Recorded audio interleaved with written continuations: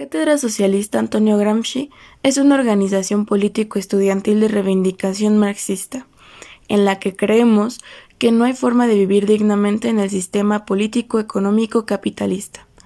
Consideramos en la necesidad de acercarnos de forma crítica a la lectura y el estudio como herramientas resilientes para la praxis, y no como datos vacíos e inamovibles. Entendemos que lexis y praxis van de la mano en la actividad política, que no puede haber revolución sin teoría, ni teoría sin revolución. Acostumbrados a pensar junto a Gramsci con el pesimismo de la razón para actuar, con el optimismo de la voluntad, consideramos que es posible una realidad socialista. Si no le arrebatamos la hegemonía al Estado ampliado, el capitalismo no caerá.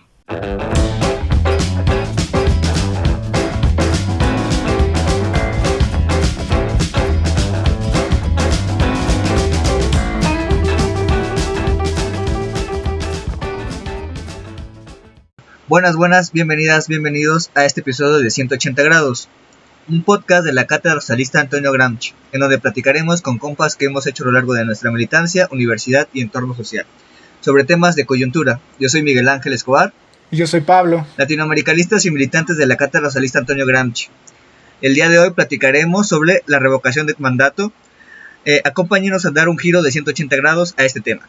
Exacto, hoy nos acompañan unos compañeros una compañera y un compañero que conocimos a lo largo de la militancia. Ellos son Katia y Andrés, son trabajadores migrantes en Canadá, pero han tenido una vida política activa aquí en México. Actualmente se encuentran militando en Colectivo Ratio. Hemos tenido el placer de coincidir en la política dentro del estado de San Luis Potosí. Y pues no sé si quieran agregar algo a que la gente conozca de un poco de ustedes. Bueno, pues yo estudié biología en la Universidad de Querétaro, soy potosino. Y bueno, estuve involucrado en el movimiento sindical en el estado de Querétaro. Milité en el movimiento Liberación Nacional y bueno, ahora formo parte del colectivo Ratio. Yo estudié ciencia política en la UNAM. También hice trabajo comunitario en el estado de Yucatán, en algunas comunidades mayas. También milité en el Movimiento de Liberación Nacional y pues también estuve un poco de cerca con el movimiento magisterial de la CENTE. Buenísimo, ahí surtido rico es el que tenemos hoy para la experiencia que tenemos hoy para poder comentar. Bueno, como ya sabrán, este 10 de abril tuvimos un acontecimiento histórico acá en México. Fue la primera vez que hubo una consulta para saber si la gente quería revocar o ratificar al presidente de la República. Entonces, este es el tema que nos atañe hoy. Hoy vamos a platicar acerca de este acontecimiento y también la participación que tuvo las personas en este acontecimiento, no solamente los morenistas, sino los obradoristas y los amlofóbicos también, cuál ha sido su papel que han desempeñado a lo largo de estos meses. Entonces, pues si quieren empezamos con eso. ¿Ustedes cómo vieron la participación de la gente que fue a votar, que sí fue a votar, que salió a hacer válido su derecho a decidir? Pues yo la vi muy bien, yo creo que fue un éxito en el sentido de, como dices, pues es el primer ejercicio de esa naturaleza que hemos tenido en el país. Además de que en sí mismo el ejercicio de revocación, pues el tener ese mecanismo democrático al alcance de nosotros, de la población, pues es en sí mismo ya un triunfo, ¿no? Y hay que verlo como un triunfo de la lucha, del movimiento social y de años y años de descontento, ¿no? que llevábamos acumulados.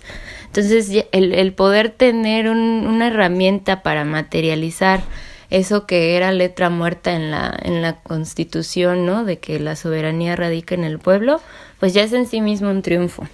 Ahora, sobre la participación de la gente, pues yo me iría un poquito más atrás, ¿no? De cuando se juntaron las firmas. bueno, pues fue una movilización por todo el país increíble, ¿no? Que creo que no tiene precedentes. Los que venimos pues de las calles y del movimiento social sabemos lo que cuesta tener una firma, ¿no? O sea, 1 millón de firmas, que había sido lo más cercano así a algo como lo que tuvimos ahora. Cuando, por ejemplo, a mí me tocó estar con la CENTE cuando reunió un poquito más de 1 millón de firmas para aprobar más bien para presentar su propuesta de proyecto educativo alternativo. Pues nos costó sudor y esfuerzo y sangre y mucho, ¿no? Ahora pues se tuvieron muchas más firmas, se recabaron muchísimas más firmas, y por todo el país hubo gente que se movilizó, ¿no? En el ejercicio concreto del 10 de abril, bueno, pues fue a votar la gente que está plenamente convencida, ¿no? Porque hubo muchísimas cosas en contra. O sea, se pusieron 1/3 de las casillas, el INE hizo boicot desde el principio, ¿no? Las mismas condiciones de la fecha en Domingo Santo. Recordemos que el propio AMLO había propuesto de inicio que se hiciera el mismo día de las elecciones intermedias, justo para que hubiera más participación y demás, pero se echó para atrás, ¿no?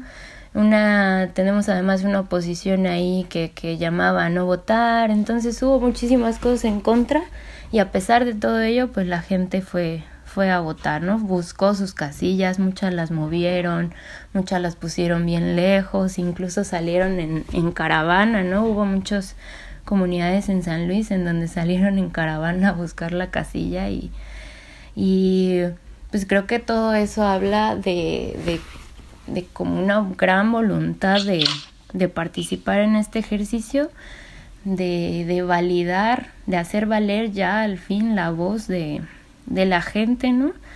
Y pues, digamos, comparado con otras consultas ciudadanas, por ejemplo, la de juicio expresidentes tuvo una participación del 7%, esta que tuvo el 17%, bueno, tratándose de un ejercicio ciudadano, pues es muchísimo, ¿no? A mí me parece que no es nada despreciable, como dice la oposición, y que pues es de celebrarse tener ya mecanismos democráticos como estos, ¿no? Sí, sobre lo que mencionas, un poco siguiendo tu línea, Katia. Creo que es importante esto que dices sobre la iniciativa de que fuera el ejercicio de revocación de mandato se juntara con las elecciones intermedias, pero hay que recordar por qué no se pudo. O sea, no se pudo porque fue la oposición la que no quiso, y con toda razón no quería juntar los ejercicios democráticos, porque era como volver a tener a Obrador en las boletas, ¿no? Volver a tener a Obrador en las boletas electorales. Entonces, lo que le tenían un pavor es que la misma gente que fue a votar cuando fueron las presidenciales, ¿no?, que volvieran a votar en estas elecciones en masa, ¿no? Creo que eso también es importante recalcarlo, ¿no? Que la oposición luchó por el miedo a que el factor Obrador les hiciera perder así apabullantemente otra vez lo que se estaba disputando, ¿no? La representación que se estaba disputando en las intermedias. Igual como poner números, fueron 15 millones de votos. Así, si se dice por porcentaje, pues puede que el 18%, dices como, pues sí, el 18 y el 100%, pero bueno, o sea, si tomamos en cuenta como la participación política que hay en nuestro país, y que de por sí para que la consulta sea válida es el 40%, o sea, alcanzar el 40% del padrón es muy, muy complicado, ¿no? O sea, no es poca cosa que se cumplan. Y aún así, o sea, creo que 15 millones de votos son un número como bastante grande. O sea, estamos hablando justo de la mitad de lo que suele votar. O sea, los 15 millones son como la mitad de las personas que suelen salir a votar en las elecciones intermedias, y 1/3 de las personas que suelen salir a votar en las elecciones presidenciales. Entonces, o sea, si tomamos en cuenta que era como un ejercicio de participación ciudadana, como alejado de esta costumbre poco asidua, ¿no? O sea, porque sí son costumbres que hemos ido perdiendo, por lo que ustedes quieran, ¿no? El pueblo mexicano no se ha querido acostumbrar a participar de la democracia en México, y tiene que ver por muchas razones, ¿no? Por un desencanto de la política, porque de verdad creen que no hay quien los represente, porque los políticos han hecho como todo lo posible, sobre todo el PRI ha hecho todo lo posible como para que la gente no se sienta representado, y pues siempre había como esta idea, pues ¿para qué voy a votar? Siempre ganan los mismos, ¿no? O siempre son las mismas personas, o son las mismas prácticas, nunca cambia nada y tal, ¿no? Entonces, o sea, creo que estos 15 millones de votos fueron 15 millones de personas que están dispuestas a participar, ¿no? Que tienen como ya muchas herramientas para querer participar, y que evidentemente sí ven en Obrador una figura muy importante que les puede movilizar, ¿no? Entonces, pues eso, ¿no? O sea, antes de hablar de cualquier bemol que podríamos encontrarle a estos ejercicios, a este ejercicio en particular, o sea, creo que es importante recalcar como todo este logro que fue movilizar, que la gente se movilizara, ¿no? O sea, porque no fue como que Obrador pudiera o quisiera así salir y decir como, sí, vamos a votar, por favor, vayan a votar. O sea, creo que por lo que ustedes quieran, por presión de la oposición, por la poca flexibilidad del INE, ¿no? Más bien, o más bien las intenciones del INE por sabotear el ejercicio. Entonces, este logro de los 15 millones de votos, es un logro única y exclusivamente de las personas organizadas, ¿no? Que estaba mencionando esta Katia, que buscaron sus casillas, que se organizaron en grupos, ¿no? Que estuvieron al pendiente día, hora, fecha, discusiones, debates, etcétera. Entonces, o sea, como recalcar este logro. Sí, yo creo que la apuesta de la oposición desde el principio, al ver que digamos, la revocación de mandato iba a arrasar con el sí, ¿no? Con el sí quiero que se quede, la apuesta fue vamos a hacerle vacío, ¿no? O sea, al principio fue como sí le entramos, luego le midieron bien el agua a los camotes, y la apuesta fue a incrementar el abstencionismo lo más que se pudiera, ¿no? Como una forma de hacerle vacío al ejercicio y jugar finalmente, o sea, sabiendo que tenían perdida esa batalla, jugar al final con la retórica de casi nadie participó, ¿no? Fue un porcentaje muy bajo, ganó el abstencionismo, ¿no? No se puede decir que la mayoría está con AMLO porque solo fue el 15-17% de la población que votó que sí. Entonces, evidentemente esa fue la estrategia que tenían debajo de esas consignas tan pues tan chafas, ¿no? Como el de terminas y te vas, ¿no? Ese tipo de cosas, en realidad lo que escondían era preferimos apostarle al abstencionismo.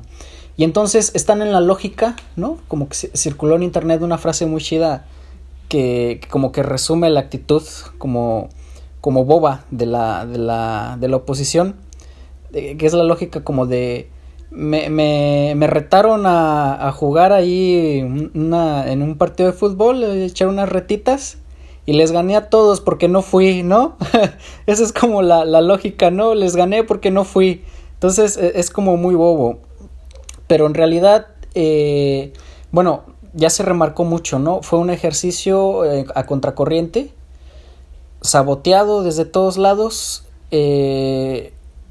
digamos, donde el INE no hizo su papel de hacer la propaganda adecuada, donde fue 3 veces menos de las casillas que se esperaban, y donde la oposición hizo campaña abierta a llamar a no votar, ¿no? Hubo un video que circuló de su principal dirigente, ¿no? De su principal sostén económico, incluso de Claudio X González, que es el patrón básicamente, ¿no? del PRIAN, dando razones por las cuales no había que votar. Entonces, yo creo que pese a todo, o sea, coincido contigo y con Katia, el ejercicio fue un éxito porque nos está hablando de 15 millones de personas que están dispuestas a sostener el proyecto y que en condiciones, digamos, en mejores condiciones, pueden aumentar a 30 millones fácilmente, ¿no? Como se vio en las elecciones. O sea, de manera fácil pueden duplicarse. Este 15 millones es un núcleo duro que está dispuesto a sostener el proyecto de transformación, así contra viento y marea. Así de manera casi militante, ¿no? Un obradorismo así duro, pues.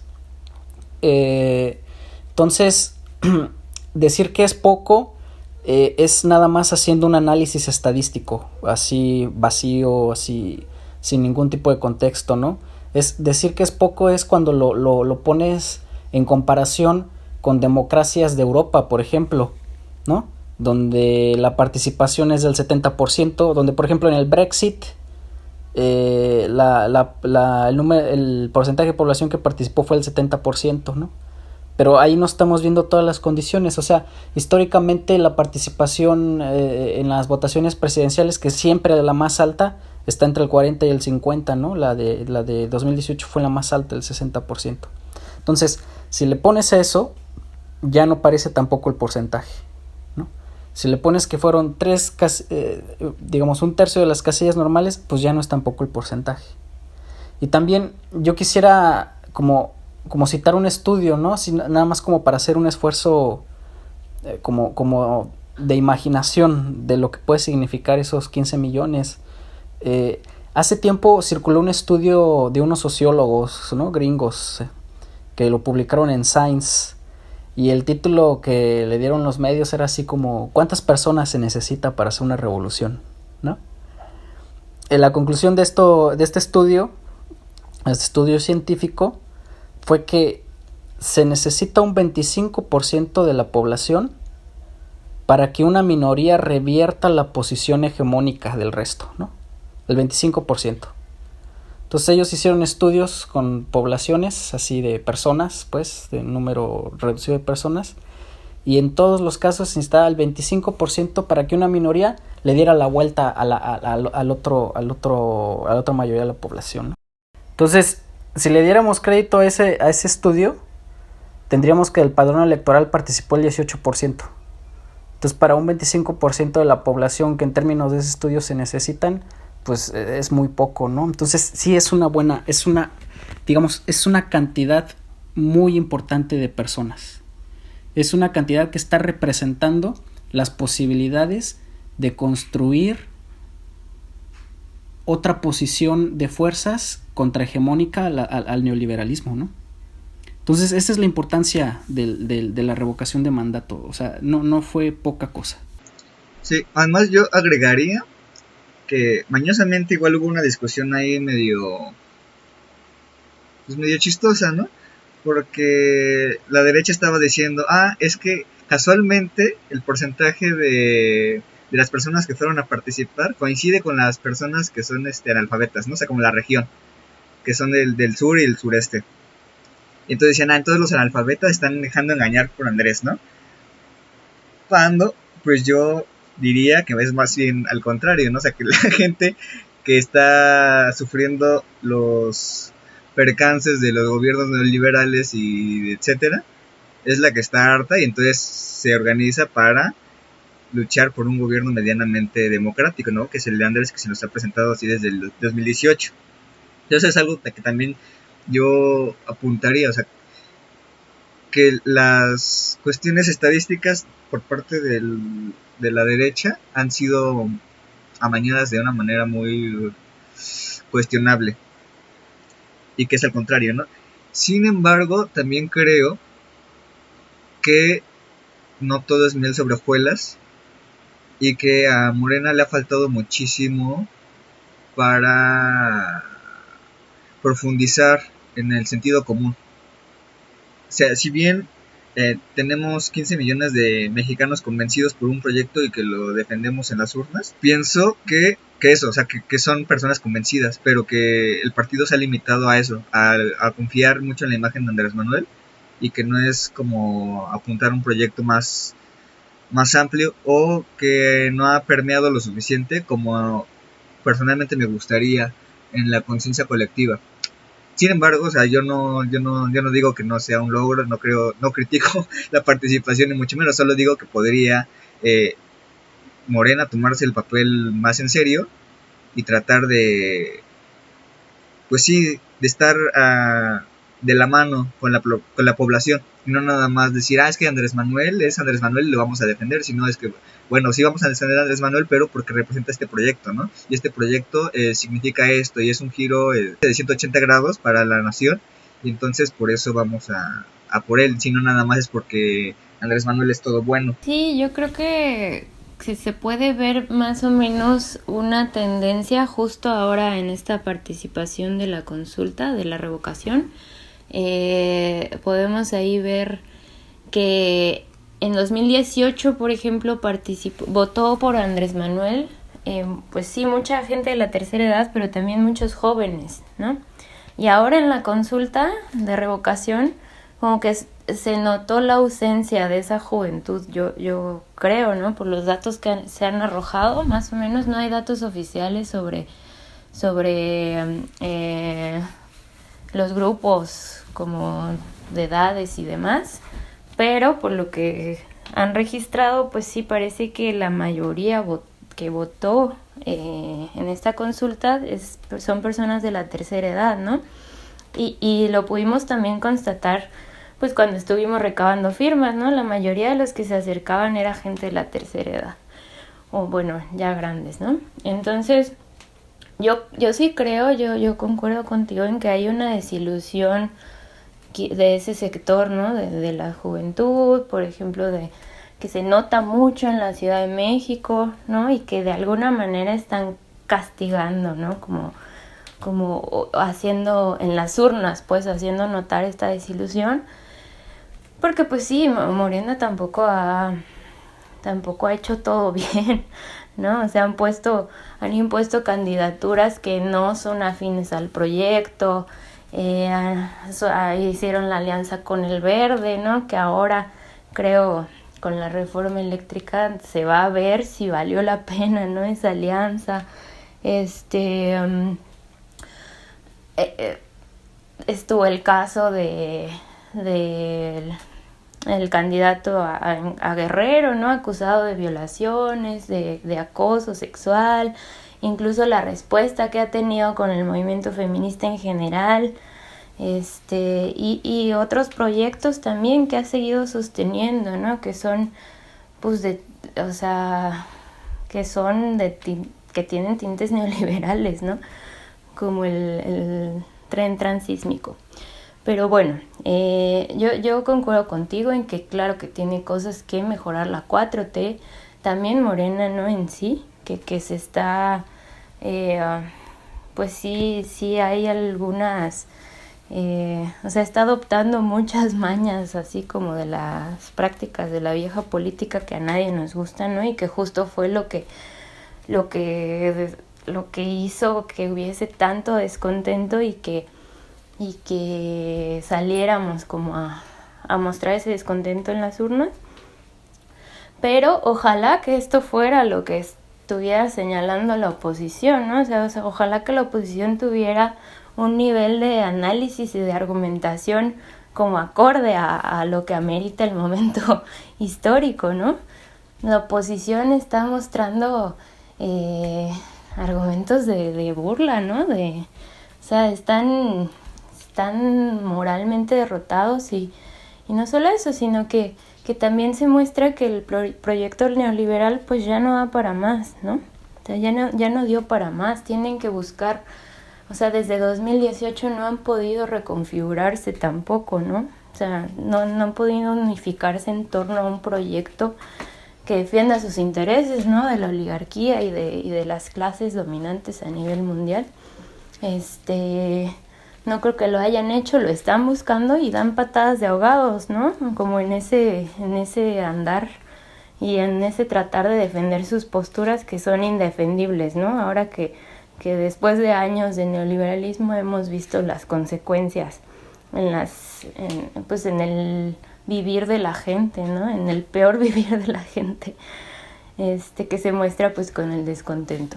siguiendo con la línea de Katia y de Mike, yo lo que creo es que estos 15 millones que salieron contra viento y marea sí representan un núcleo fuerte, pero yo creo que todavía, o sea, aunque no es cualquier cosa, creo que todavía no nos da para decir que se ha como consolidado un proyecto de transformación en México, ¿no? O sea, es un número importante, pero creo que no se ha consolidado hegemónicamente en la población el otro proyecto, el proyecto alternativo, el proyecto que está manejando la 4T.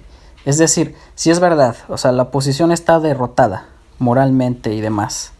El neoliberalismo, el proyecto del neoliberalismo va en picada, pero aunque está ya herido de muerte, como que no está muerto, ¿no? Está allí presente, ¿no?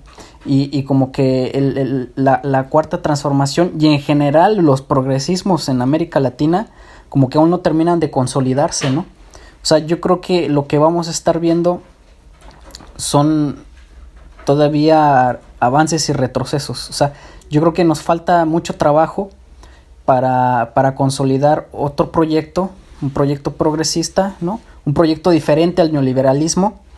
Y para eso sí hace falta mucha chamba. Y yo creo que Morena no está dando el ancho, ¿no? O sea, Morena es un partido que tenía un objetivo, que se fundó con un objetivo de llevar a Andrés Manuel a la presidencia. Y cuando ese objetivo se logra, como que se queda sin horizonte.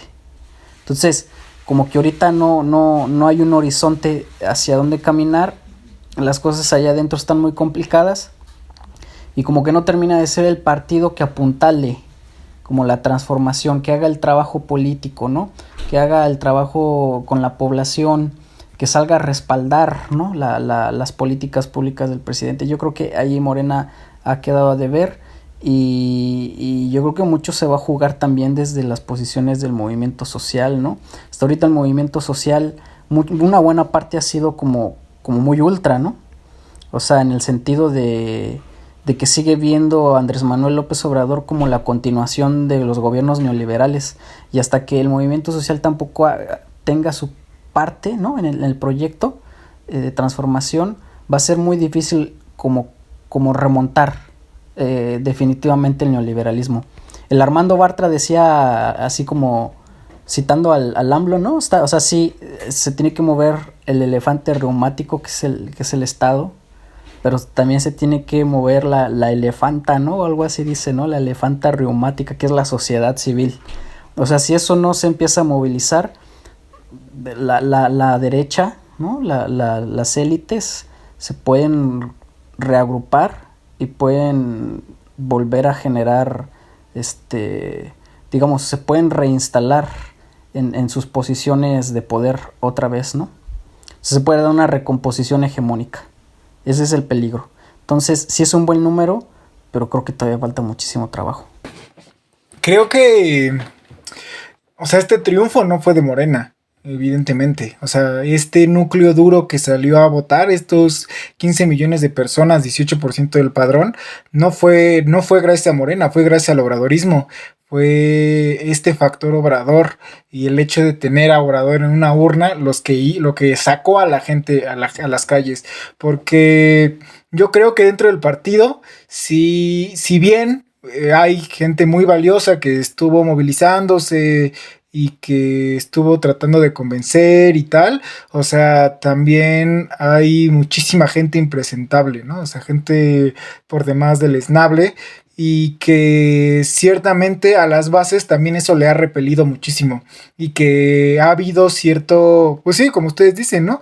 Se vio el voto de castigo por parte de los sectores un poco más avanzados en las ciudades, ¿no? Sobre todo aquí en la Ciudad de México. O sea, de las elecciones intermedias creo que no se puede hablar ni de cerca de un triunfo, porque se perdieron muchísimas alcaldías gracias, quizá, o sea, claro, por errores cometidos por representantes de Morenas en las entidades de la capital, pero, o sea, más que solamente eso, también por el enojo de lo que estaba ocurriendo al interior del país, ¿no? En otros estados. Creo que ustedes lo señalan muy bien, ¿no? O sea, el caso de Salgado Macedonio, del mismo Barbosa, de la unión que se hizo ahí con Gallardo, ¿no? O sea, la diputación de Lili Telles, ¿no? O sea, cosas que de verdad no tienen ningún sentido y que estuvieron avanzando con la venia de la diligencia del partido, ¿no? Ahí creo que hay posturas por parte de la base que son muy críticas y están muy molestos con Mario Delgado, ¿no? El hecho de que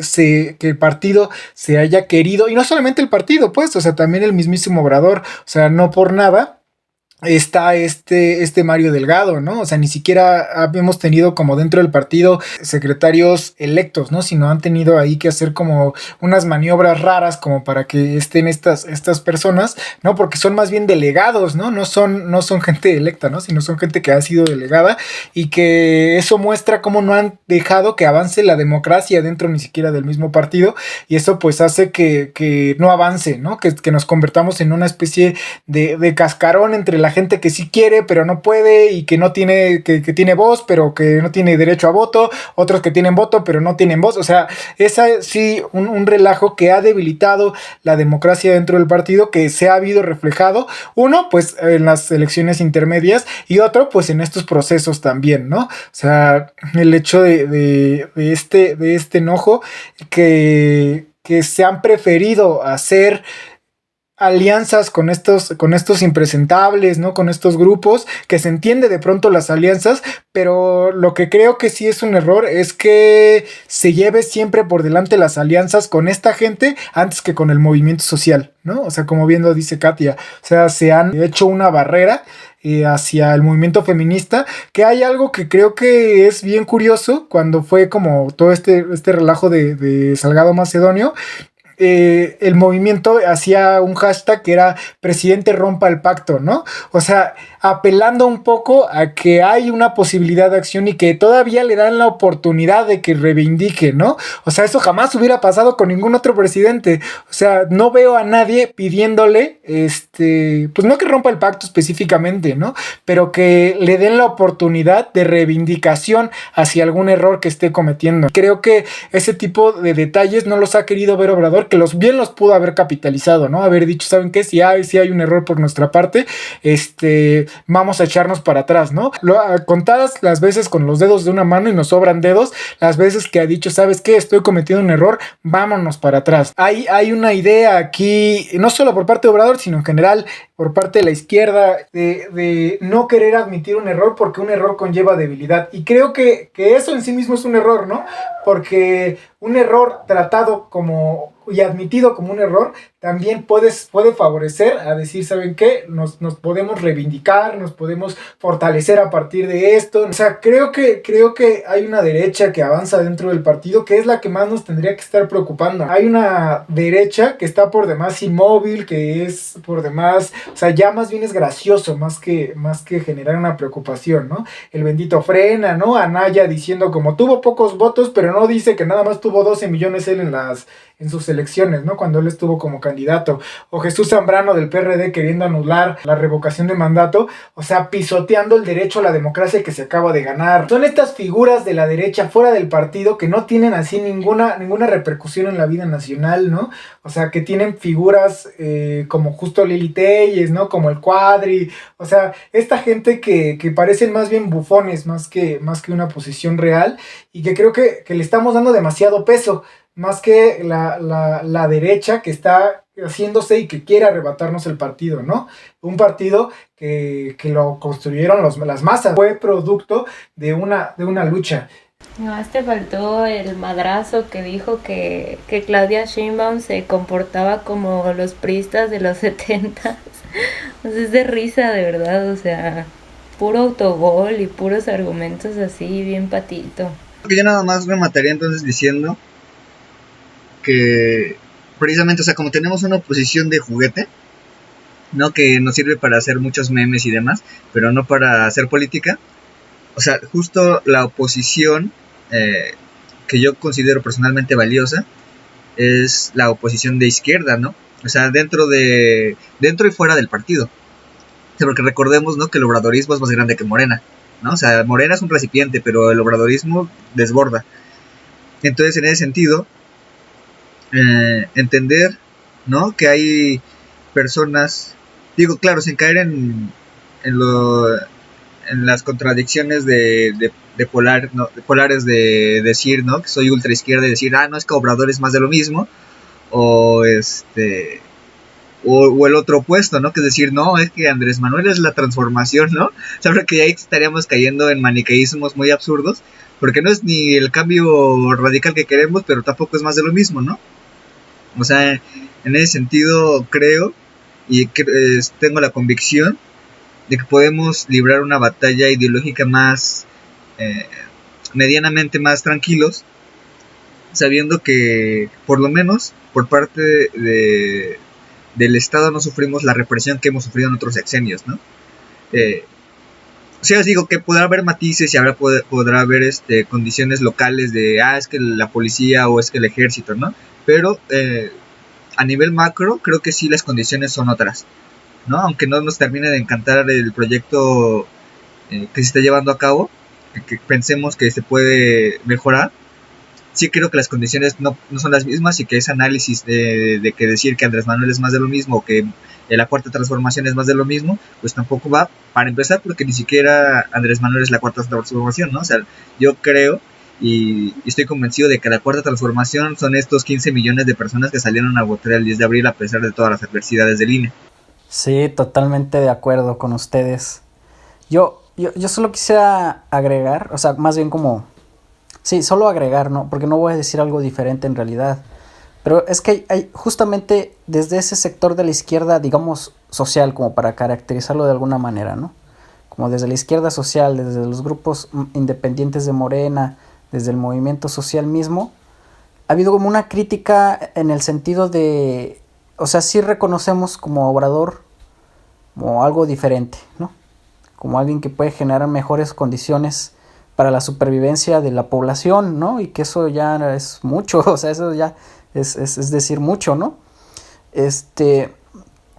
Pero Obrador se está apoyando mucho en las alianzas con viejos políticos, ¿no? Como, o sea, expriistas, ¿no? Con algunos caciques locales, por ejemplo, el caso del Partido Verde Ecologista, ¿no? Que había ahí que hay como una concesión con ellos, o sea, como un pacto allí de darle ciertas sesiones de poder, ¿no? Por ejemplo, el caso de San Luis Potosí es como ejemplar, ¿no?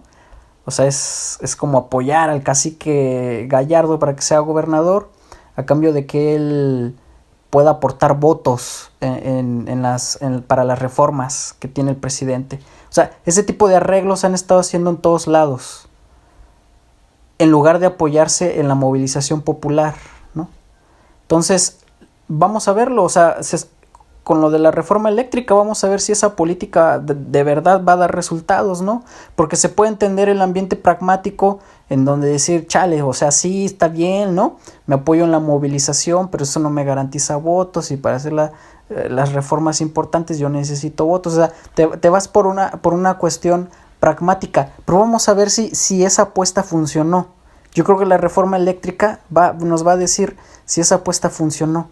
O sea, lo que hemos visto hasta ahorita es que esos aliados, por ejemplo, uno del Verde se pasó al Movimiento Ciudadano, ¿no? Vamos a ver si en verdad esas alianzas, digamos, que se hicieron a costa de la población que se moviliza, del movimiento social, van a dar resultado.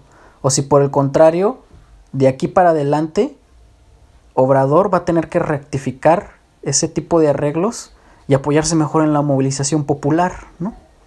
O sea, porque lo que nos está diciendo la revocación de mandato es eso.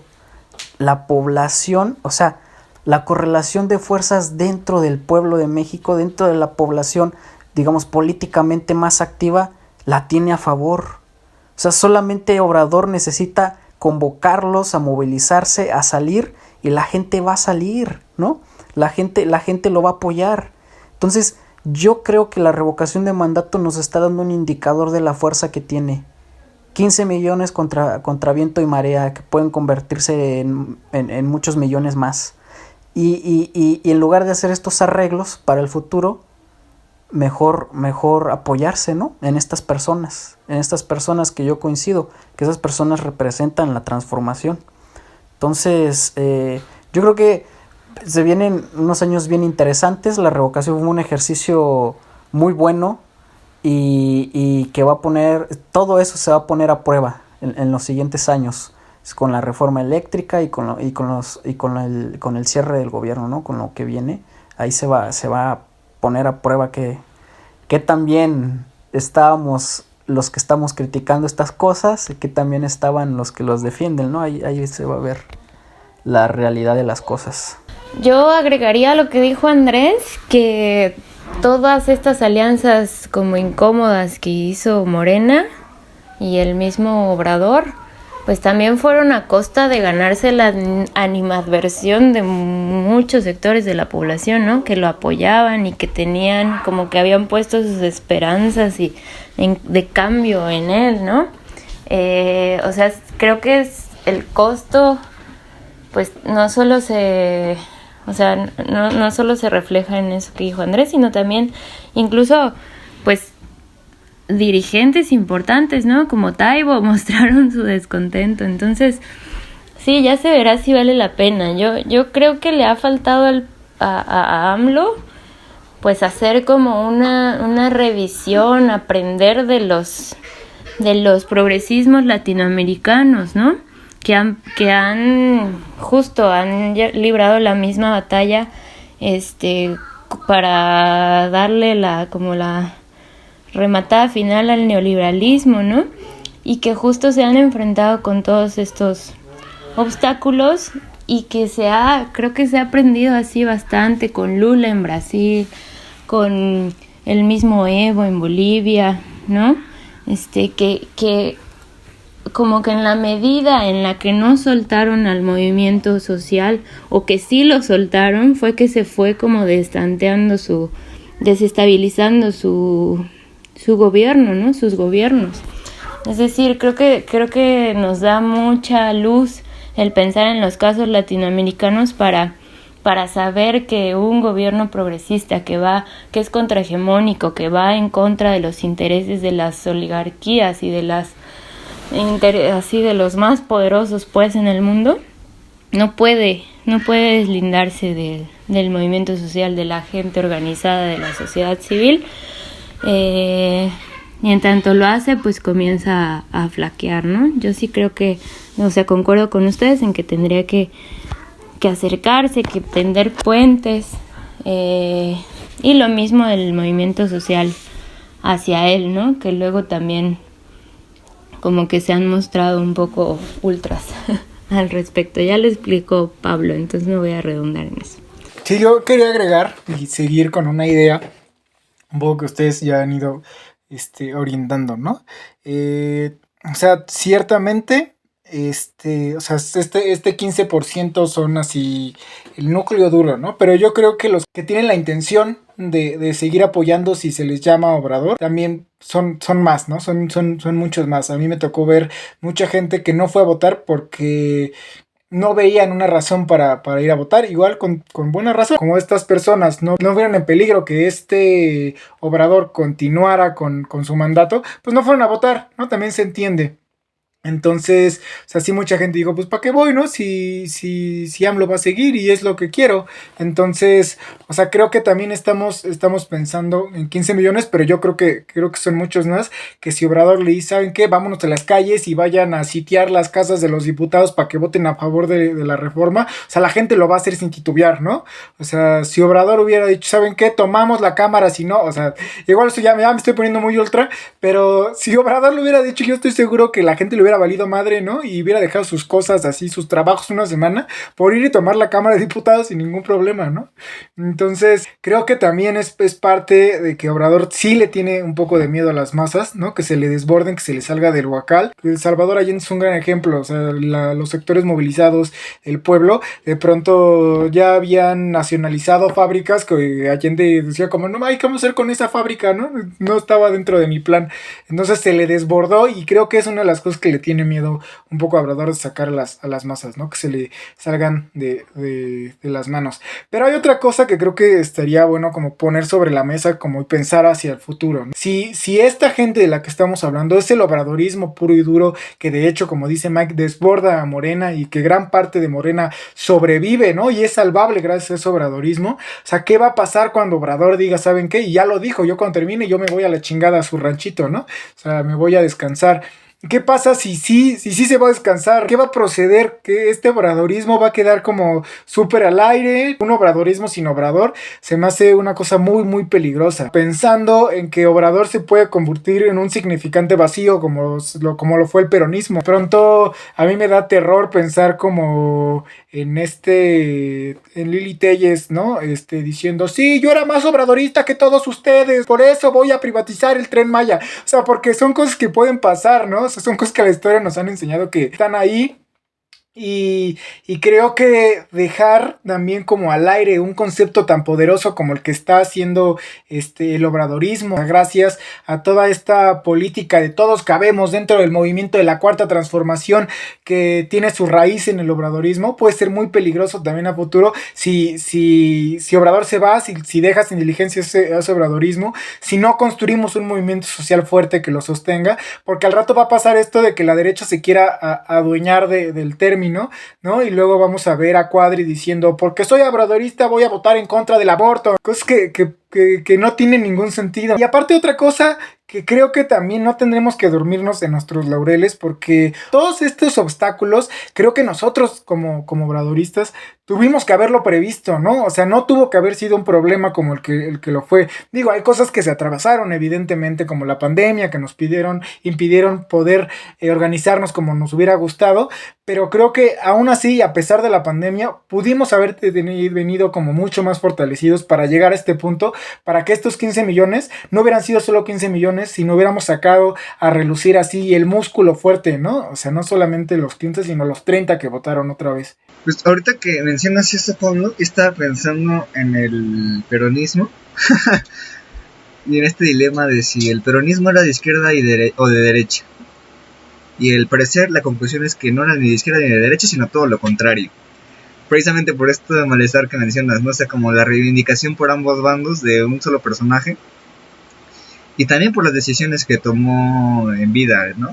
Perón, que igual pueden ser muy cuestionables en el caso de Andrés, ¿no? O sea, como ciertas alianzas. O sea, digo, se entiende que en política de vez en cuando hay que comer algunos sapos y nadar contra algunas contradicciones, pero hay veces que ya en exceso, ya también es un poco malo, ¿no? Entonces, creo que más bien, pues sí, nuestra labor como militantes es, pues, disputar la hegemonía, ¿no? A partir de la imagen de nuestro caudillo, porque, pues, ha pasado con muchos, ¿no? O sea, incluso, pues, no vamos lejos, o sea, ni siquiera tenemos que irnos a Argentina, ¿no? O sea, la historia oficial mexicana está en disputa todavía, ¿no? O sea, como nosotros sabemos que Zapata y Villa son nuestros, pero el prismo se los apropió por un buen rato, ¿no? Entonces, ahí está la tarea difícil.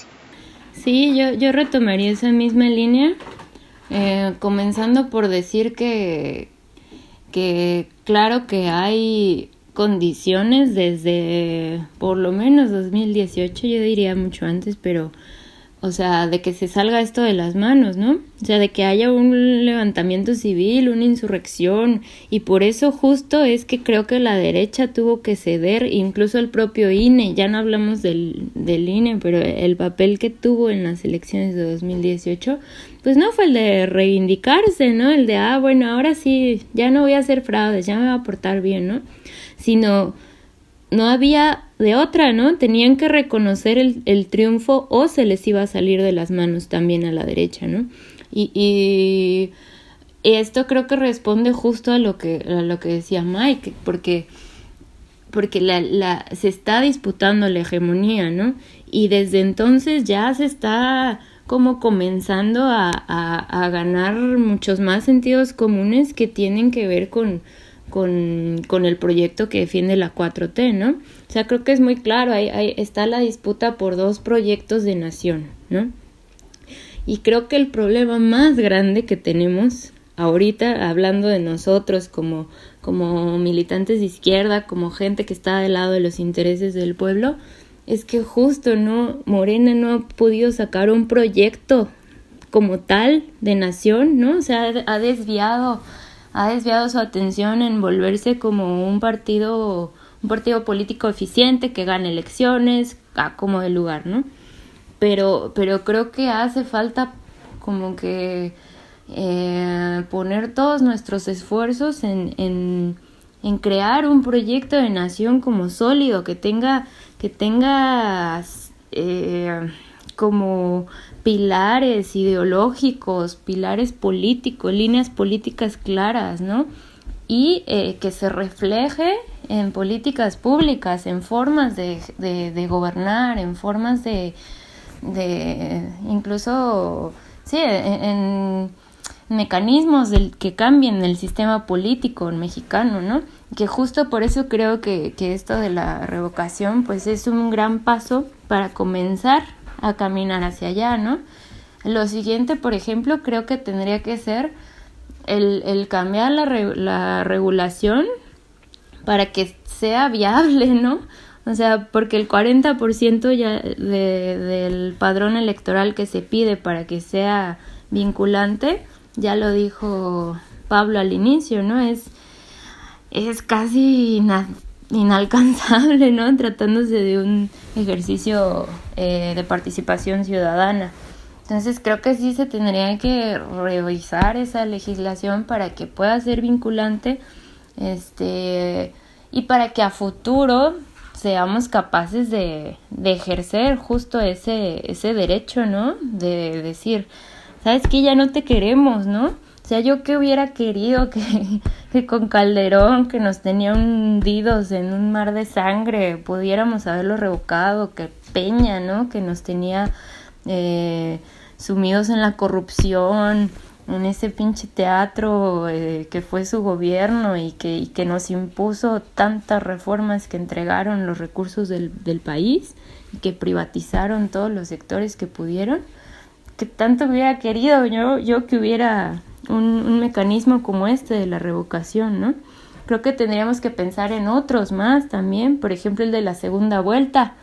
Yo les juro que, bueno, era muy pequeña, pero les juro que desde 2006 ya decía, ¿por qué si en Argentina hay segunda vuelta, por qué aquí con Calderón no se pudo hacer una segunda vuelta, ¿no? A huevo que ganaba AMLO, ¿no? A huevo que ya no había forma en que le robaran la presidencia así y tal, ¿no?